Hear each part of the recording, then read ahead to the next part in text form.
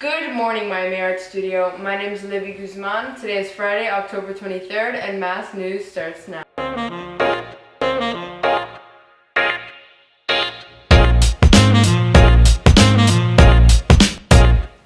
On the week of October 5th, students and teachers slowly started to return back to school. Students had the option whether they would like to stay home and continue online school or to go back to school in person. What's the difference between those two? Here's Camila to the answer of that question. Last week, students here at Mass started heading back to school, as others stayed at home virtually. Teachers are now teaching online while still being in school. We will now take a quick insight on whether students here at Mass rather virtual school or physical school more than the other. Followed along by that, we will also be seeing if teachers have any advice or strategies that they would like to be sharing with us. A few things I enjoy going back to school are being able to see my friends and being able to meet my teachers. I think sometimes it may have been safer to stay online just because of COVID, but I think that we're better off going back to school. Me and my parents decided for me to stay home because it's safer. I do think that it's harder now because teachers are teaching in school and online. The ability for us to make sure that you guys are on task.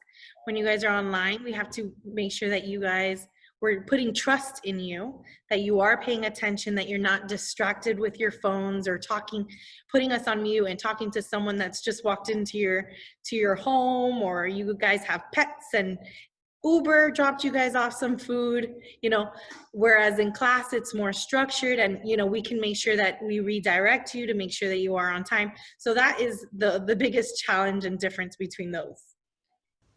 Although the coronavirus has affected how teachers teach and students learn, here at Miami Art Studio, our administration will find a solution to help keep everyone safe and help them access education.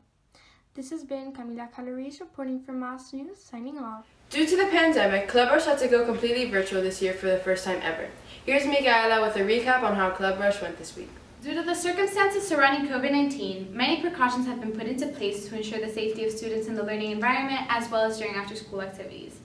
During Phase 2, while students will not be able to stay at school to take part in their favorite extracurriculars, that did not stop Club Rush from happening. Instead, this year Club Rush went completely virtual. In preparation for last week's virtual Club Rush, our High School Student Government Association met with club leaders 3 weeks ago to prepare the digital flyers and prepare meetings for students from 6th to 12th grade to learn about what clubs are available to students during Phase 2. Instead of having clubs on display throughout the breezeway during lunch as usual, club information was posted onto the SGA Instagram account. Last week, Zoom meetings were hosted for each club. These meetings gave students information about the clubs they were interested in and how they can join them. Students were not able to visit as many clubs and organizations as previous years. So when in the past they were able to go to the roundabout and kind of go to different stalls and talk to different people, and they were able to make kind of like that personal connection. So between scheduling and being able to make it to either at 3:30 or at 4, I feel like some people who were interested in some of the clubs might have fallen through the cracks. Regardless of the current situation, Club Rush was still able to go on and in a successful way. Clubs are a great way for students to participate to complete their community service hours as well as spend time with their friends. Middle schoolers, remember that there is still time to join any clubs you're interested in. Make sure to check out Mass News MS on Instagram for additional information. I'm Micaela Rawaina, signing off. At last week's Club Rush, new clubs were revealed to middle school and high school students. One of those clubs being Amnesty International. Here's Melanie with a spotlight feature on this new group. During the pandemic, new clubs have started here at Mass. One of these clubs is determined to bring awareness to human rights issues and make your voices heard. I'm Melanie Anon, spotlighting Amnesty International. Amnesty International is a service club that informs students of civil rights issues around the world and highlights ways you can help your community or raise awareness. Well, ever since I started MUN in the 6th grade, I've been very passionate about human rights.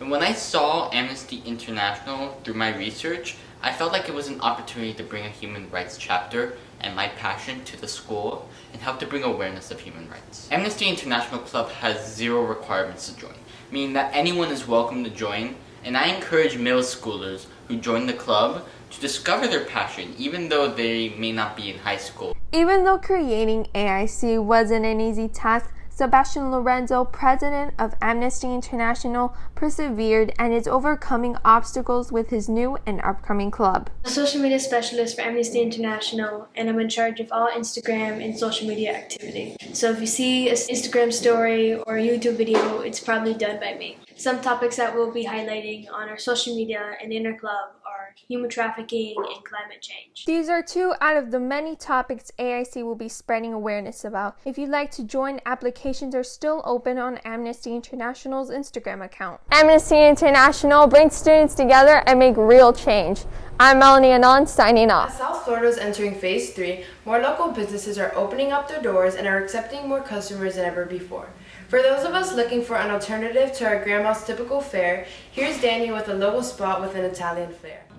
Two Brothers is a rustic Italian restaurant and pizzeria with a variety of appetizers, main courses, and drinks. It is sure to give your taste buds a thrill with its traditional Italian food. Hi, I'm Daniel Fleitis reporting for Mass News. The pizzeria has captivated its customers with delicious food and amazing inside decor inspired by the Italian heritage. Chef Tommaso Pensa and his team founded this restaurant inspired by their Italian roots. Their menu features traditional Naples cuisine using only fresh ingredients. Some of their most popular items are mozzarella caprese, linguine with mussels, and their penne pasta with bolognese cheese. With many positive reviews, this restaurant has stayed very popular throughout the pandemic as a result of their delicious meals, attention to detail, and excellent customer service. Two Brothers is a great restaurant. We come here every so often and enjoy the amazing food. They have pizza, the different types of Italian food, have a great selection for adults and kids. So we really come and enjoy coming to Two Brothers. Two Brothers is a little something for everyone who enjoys a good Italian meal. They also have a kids menu, so the whole family can enjoy a meal. Be sure to visit this restaurant soon to enjoy a bite of authentic Italian food in your neighborhood. Reporting for Mass News, this has been Daniel Fleitis, signing off.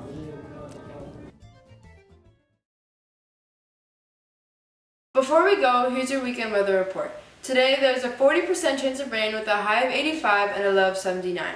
On Saturday and Sunday, there will be a 50% chance of rain with a high of 85 and a low of 75. Make sure to follow all our social medias to stay updated on future events. My name is Olivia Guzman, signing off.